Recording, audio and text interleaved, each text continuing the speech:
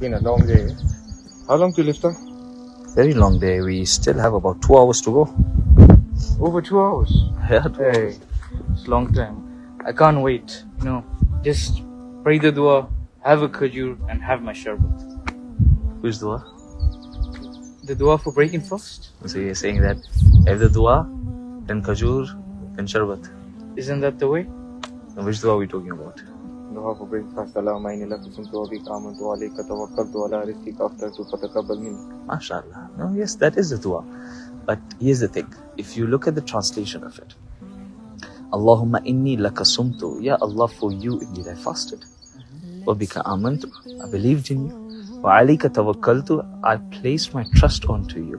Wa ala rizqika aftartu. And upon your sustenance, I broke my fast. So if you're reading before, so you haven't yet broken your fast.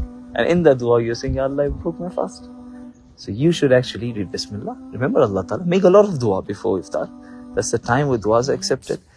Have your khajur, have water, and read this dua, inshallah. And then later on, have your sharbat or whatever you want. Just be there for Maghrib.